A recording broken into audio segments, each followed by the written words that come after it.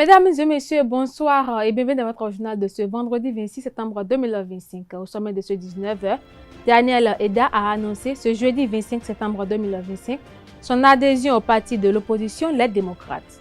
Au détour d'une visite à Boniaï, il a donné les raisons de sa décision. On en parle dans cette édition. Organisée par la Maison de la société civile avec le soutien de Plan International au Bénin, la rencontre sur le dialogue civique qui a débuté au Bénin le 24 septembre 2025 pour renforcer la société civile et promouvoir un espace civique ouvert et inclusif a connu son épilogue ce jeudi. Les précisions sur la cérémonie de clôture dans ce journal. En sport, la reprise du championnat de Ligue 1 béninoise a été décalée au 4 octobre 2025. Un comité d'ad hoc de 6 membres dirigé par l'Autopopo a été mis en place pour assurer la transition du conseil de gestion de la Ligue. Les précisions dans un instant. Tu viens d'avoir le bac ou tu veux te reconvertir dans un domaine d'avenir, faire le choix du numérique et rejoindre l'école supérieure d'administration, d'économie, de journalisme et des métiers de l'audiovisuel ESAE. De nouvelles filières sont disponibles dès cette rentrée: informatique et multimédia, informatique industrielle et maintenance, réseau informatique et télécommunications, système informatique et logiciel, sans oublier les filières initiales: administration générale, administration des finances, administration des affaires, sciences juridiques, sciences économiques, sciences de gestion, journalisme et métiers de l'audiovisuel. ESAE est disponible sur 4 sites: Cotonou-Bedroumendé, Cotonou-Akpakpa, Abomey-Calavi et Parakou. Pourquoi choisir l'ESAE? Des formations conçues pour le marché de l'emploi, des enseignants expérimentés et passionnés, des infrastructures modernes avec équipement de pointe, des opportunités de stage et d'emploi garanties. Les inscriptions sont en cours et les places sont limitées. Ne rate pas ta chance. Donne vie à tes ambitions avec l'ESAE. Contacte-nous vite par appel ou par WhatsApp au 01 98 98 14 00 ou via email scolarité@esae.bj et visite notre site web www.esae.bj. Ton futur commence maintenant avec l'ESAE. Tu investis dans un avenir professionnel, concret et sécurisé. ESAE, l'excellence à un nom.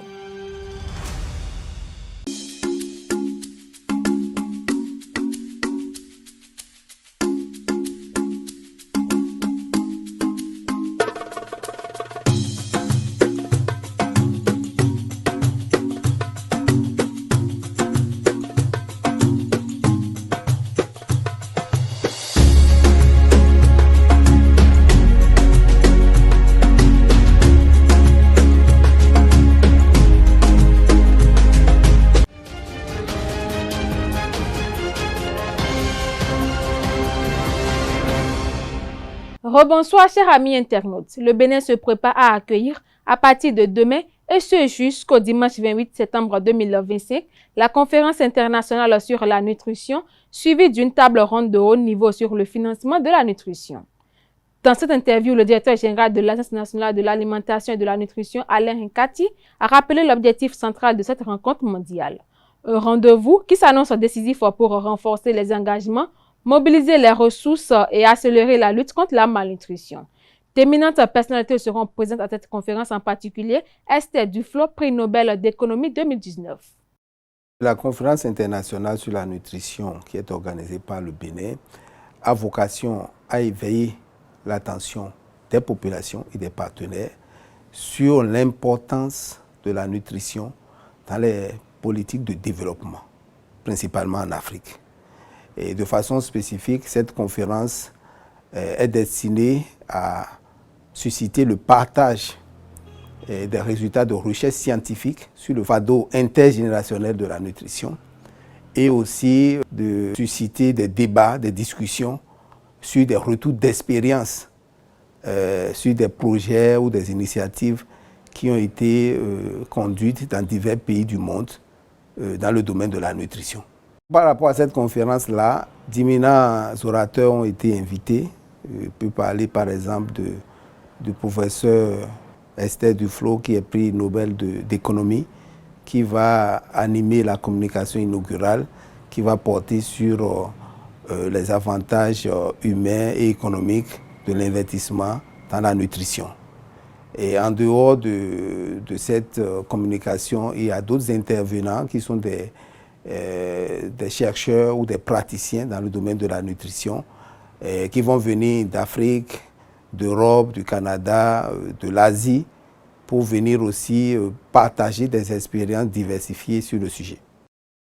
Aujourd'hui, il y a lieu que toutes les populations et les partenaires au développement comprennent l'importance de la nutrition, compte tenu de l'enjeu que cela constitue pour le renforcement du capital humain. Il est important que tous les bailleurs et tous les partenaires, dans les politiques publiques, la nutrition soit privilégiée, soit ici au rang des priorités dans la définition des politiques de développement. Et c'est à cela que nous invitons les différents partenaires et nous demandons donc aux populations et aux partenaires, chacun ce qui le concerne, de pouvoir jouer pleinement sa partition pour faciliter la synergie d'action qui est nécessaire pour que le problème de nutrition puisse être adressé pour pouvoir renforcer le capital humain et assurer un avenir sain pour les générations montantes. Daniel Eda, président du mouvement Nous le ferons, a officiellement rejoint le parti d'opposition, les démocrates. Reçu ce jeudi à Cotonou par le président du dit parti, Boni Yayi, il a annoncé son adhésion en déclarant « Je suis démocrate dans l'âme ». Déjà candidat déclaré à la présidentielle d'avril 2026, son entrée dans le parti relance la course à l'investiture et pourrait bouleverser les calculs pour désigner le duo qui affrontera les candidats de la mouvance présidentielle, mené par le ministre d'État Romiad Wadaï et la vice-présidente Mariam Chabi Talata. Avec cette adhésion, la course à l'investiture au sein du parti de la Flamme entre dans une nouvelle dynamique. Démarré le mercredi 24 septembre 2025, le dialogue pour plus de coordination et de solidarité afin de renforcer l'espace civique au Bénin a pris fin hier jeudi 25 septembre 2025.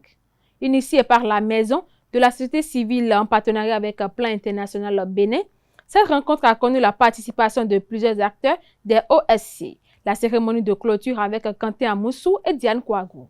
Pendant 2 jours du 24 au 25 septembre 2025, les acteurs de la société civile OSC ont été outillés dans le but de renforcer l'espace civique au Bénin à travers un dialogue pour plus de coordination et de solidarité.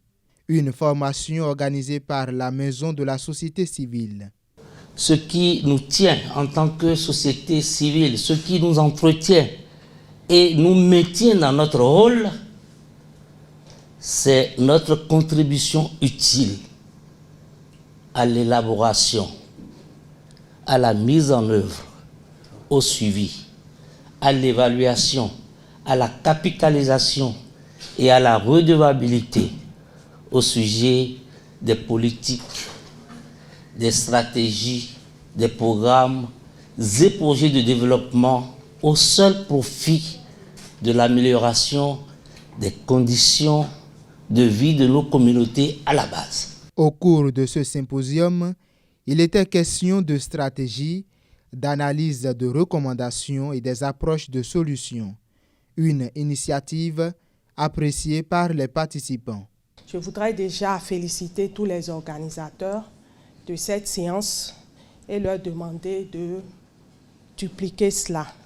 C'est une bonne chose parce que c'est une cause commune. Ce n'est pas la cause de quelqu'un. C'est une cause qui, dont le résultat, va donner un impact positif à notre population. Et nous travaillons tous pour le bien-être de cette population. Nous ne devons pas aller dans une relation conflictuelle. Nous devons aller ensemble, souder les coudes pour pouvoir atteindre le but. Soutenue par le Plan International Bénin, l'organisation réitère son engagement à accompagner les OSC dans l'atteinte de leurs objectifs. Au nom de la représentante pays de Plan International Bénin, nous voulons ici réaffirmer tout l'engagement de notre organisation à travailler, à soutenir la société civile béninoise afin qu'elle puisse jouer le rôle qui est le sien. Les OSC repartent ainsi de cette rencontre plus aguerris afin de mener à bien les dialogues avec les gouvernants. Après la désignation de Romiade Wadaï comme candidat au poste de président pour la présidentielle de 2026, Mariam Chabi Talata a été reconduite dans ce rôle stratégique, cette fois en tandem avec Romiade Wadaï. Une désignation qui suscite analyse et interrogation au sein de la classe politique. Au micro de Nassirine Fatoumbi et de Francis Fahami, Dr Clément Kouchade, acteur politique, membre de la coordination du parti politique Union progressiste Le Renouveau dans la commune de Kobé, s'est exprimé sur la désignation de ce duo. Comme tout le monde, nous avions eu les informations que notre parti a choisi le ministre Wadaï comme candidat. Et tout dernièrement, il y a la Madame Talata qui complète le lot pour que le duo soit formé. Et en réalité, il n'était pas normal, en tant que membre d'une coordination, de faire chemin à part. Et donc, au niveau de Pobert, nous avions réuni tous les membres de la coordination. Et nous avions fait l'analyse de la situation, une analyse d'experts, notamment une analyse SWOT, où on a essayé de voir les points forts, les points faibles, les menaces et les opportunités. Et je pense qu'au bout du rouleau, tous les membres de la coordination ont pu constater que le meilleur d'entre nous qui peut être candidat était effectivement Wadaï, et que Madame Talata n'a pas démérité et que à ce niveau, elle méritait également son poste de vice-président.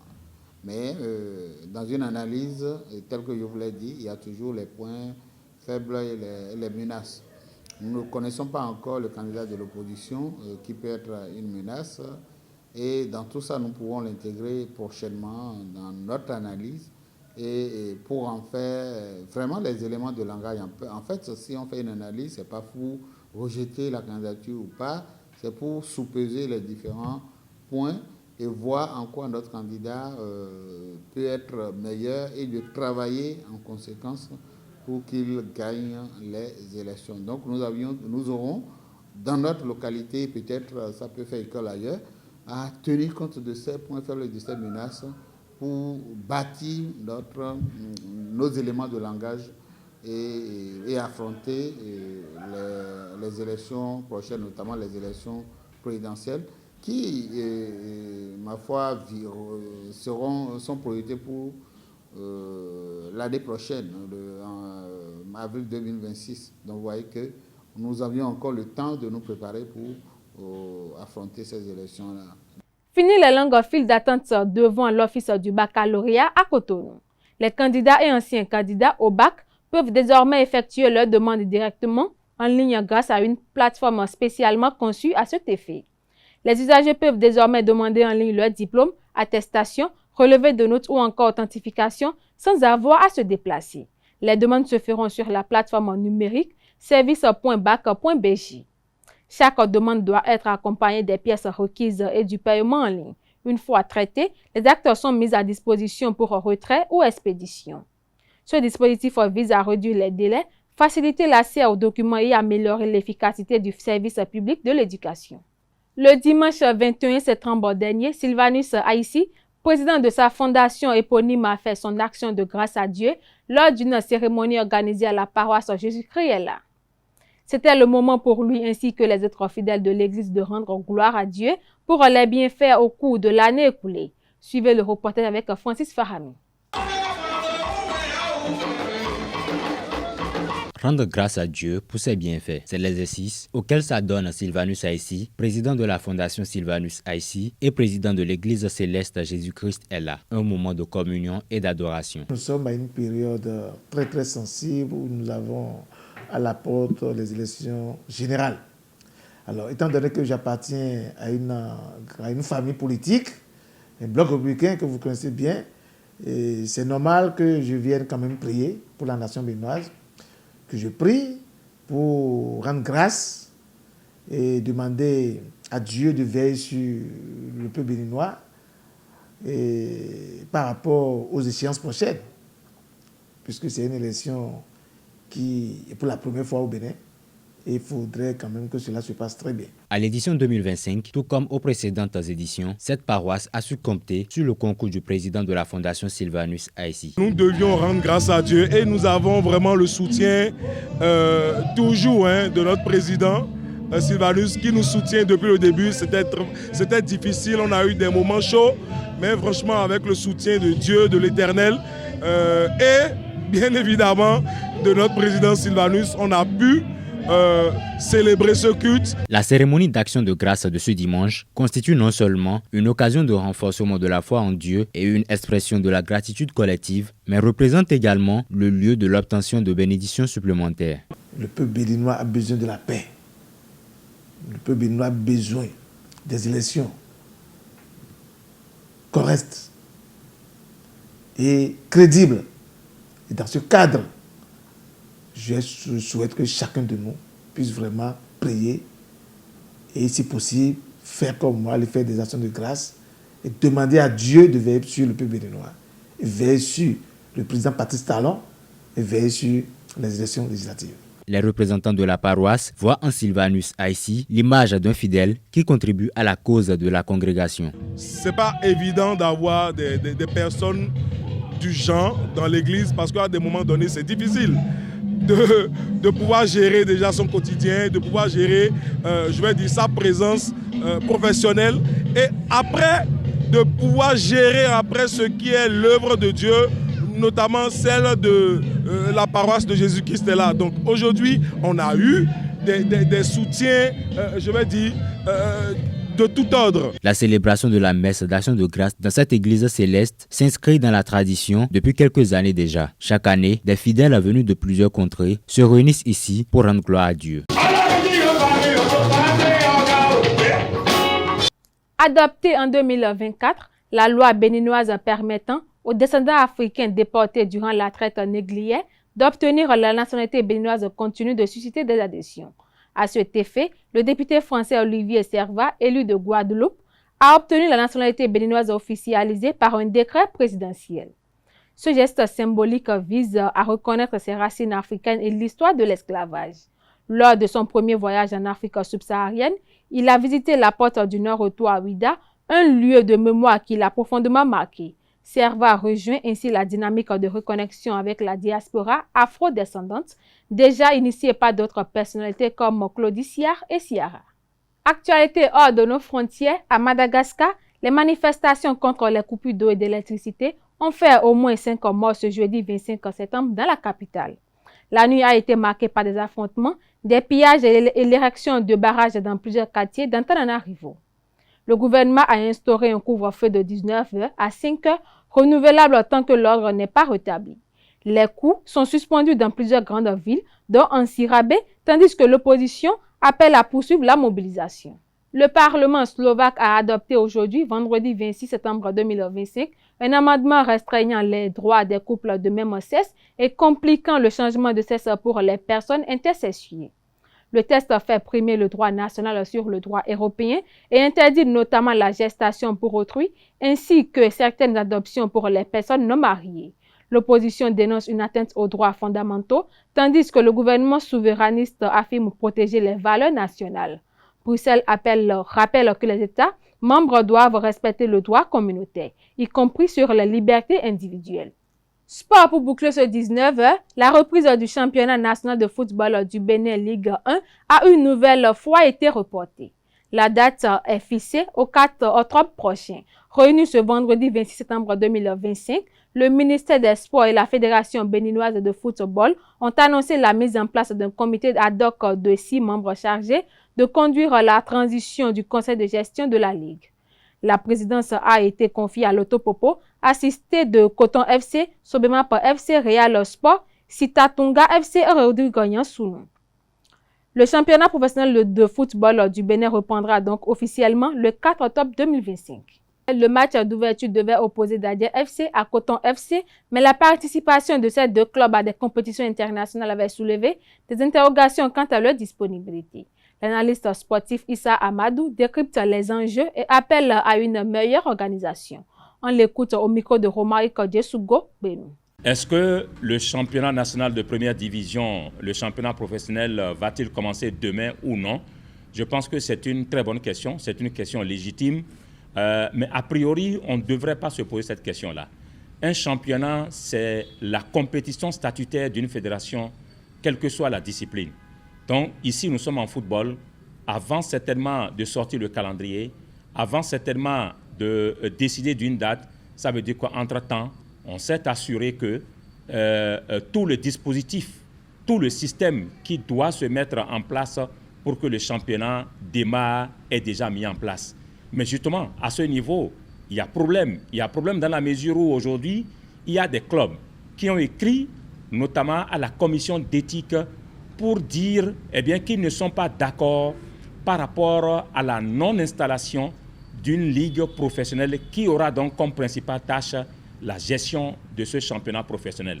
En lieu et place, le comité exécutif de la Fédération Béninoise de football a installé plutôt un comité de gestion, un comité de transition, ce que certains clubs refutent.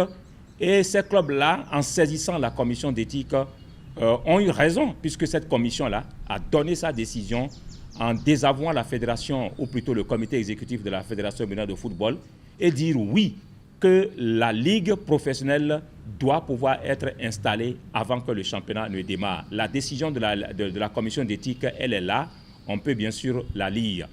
Malgré cela, on a constaté que le comité exécutif de la Fédération Béninoise de football n'a pas bougé d'un iota. Autrement dit, on est resté sur la même décision qu'avant la décision rendue publique par la commission d'éthique. Et c'est-à-dire que le comité exécutif de la Fédération Béninoise de football entend faire un passage en force, autrement dit, oublier la décision rendue par la commission d'éthique et organiser le championnat. Et c'est-à-dire que dans les heures à venir, nous aurons un retournement de situation. Donc, c'est autant d'interrogations qui, en réalité, favorisent votre question. Est-ce que le championnat aura lieu ou n'aura-t-il pas lieu? Je pense que demain nous dira le reste. Toujours est-il que le constat, il est là. On a, bien sûr, en face du comité exécutif, des clubs qui ont rejeté l'installation de la Ligue, ou plutôt l'installation du comité de transition qui aura donc comme mission de gérer le championnat professionnel, parce qu'ils estiment que cela ne répond pas aux tests. Et lorsqu'on consulte réellement les tests aussi, à la lecture notamment de l'article 21.4, on se rend compte tout simplement que ce comité mis en place ne répond aucunement aux tests en vigueur par rapport à l'organisation donc du championnat professionnel. Lorsqu'on veut organiser un championnat, on s'assure que le dispositif organisationnel est en place. Alors, comment comprendre justement qu'on ait décidé d'organiser un championnat et les équipes qui doivent jouer en ouverture, ces équipes-là sont sollicitées au niveau des compétitions interclubs? Est-ce à dire que les membres du comité exécutif ignorent que ces clubs-là sont engagés? C'est peut-être une question teintée d'ironie, parce que la structure fêtière du football doit savoir quand même que ces clubs-là ne sont pas disponibles pour jouer en ouverture du championnat. Pourquoi avoir alors programmé leurs matchs pour le démarrage du championnat? Bref, on est dans un environnement où on comprend peu de choses dans la capacité au fait du comité exécutif à véritablement organiser le championnat national dans les meilleures conditions. Je pense qu'il faut revoir les choses pour véritablement être professionnel et organiser justement le championnat selon les normes. Selon les normes ici, c'est respecter d'abord les tests. Que disent les tests en matière d'organisation du championnat? Il faut retourner aux tests et respecter les tests. Ne pas respecter les tests signifie forcément qu'on n'est pas légaliste et on ne peut pas être soi-même sur une branche et scier la branche. La fédération, qui est quand même garant des tests, ne peut pas elle-même commencer par violer les tests de l'organisation du championnat. Le Bénin participe en 2025 à la Coupe d'Afrique de kickboxing. Depuis quelques semaines, la Fédération béninoise de kickboxing et disciplines associées a commencé à préparer ses athlètes. Le point dans ce reportage signé Francis Fahami. Plus que quelques semaines avant la Coupe d'Afrique de kickboxing, la Fédération béninoise de kickboxing et discipline associée affûte déjà les armes de ses athlètes. Lors des préparatifs d'un tournoi du championnat d'Afrique, je me dois en tant que président de venir galvaniser au moins comment on appelle la troupe.